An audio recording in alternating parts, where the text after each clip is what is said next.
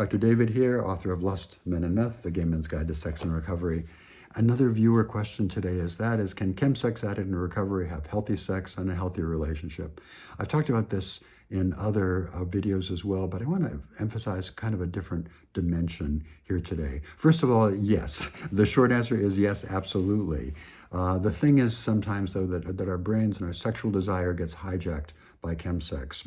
Dopamine particularly, methamphetamine, cocaine, even porn, which releases a whole lot of dopamine, can really hijack our sexual arousal so that we only become interested in those things.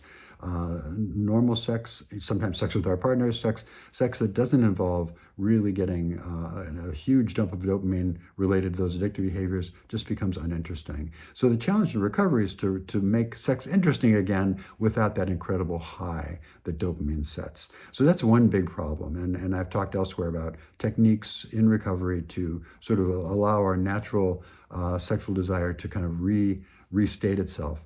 I want to talk about two other things here, though, and that is some of the functions that chemsex does in terms of sexuality and sexual behavior that have an impact on our recovery. The first is that chemsex really very effectively numbs, right? It disconnects us from pain, it disconnects us from shame. So if I have a lot of shame about my sexual orientation, for example, or I have a lot of body shame, I'm very self-conscious about my body, chemsex is very good at disconnecting us from those problematic behaviors. I've had a lot of clients who felt very inhibited about their sexual desires and their behaviors and who they were. But once they got on that drug, it didn't matter, right? They were able to, as one client said, step into 8 hours of bulletproof happiness where none of that mattered. He was disconnected from all those concerns. The other thing besides numbing that chemsex is very good at doing is disinhibiting. So like alcohol, by the way, not just the chemsex, not just methamphetamine, cocaine, but alcohol, other drugs are good at disinhibiting.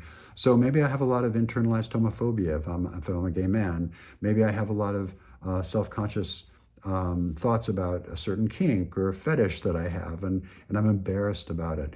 All those kind of inhibitions can really be released with chemsex. And so a lot of people find, at least initially, that sex on drugs under the influence of chemsex is really very empowering and freeing and fun and fabulous. The problem is that it's unsustainable. And the downside, the consequences of that are tremendously high. In the end, it cripples our sexual behavior in many regards. So it's something really to avoid. But in recovery, we need to really work through that. Maybe we've had sexual abuse. We need to work through that. Chemsex allows us to forget that. So these are all issues that can impact our sexual recovery.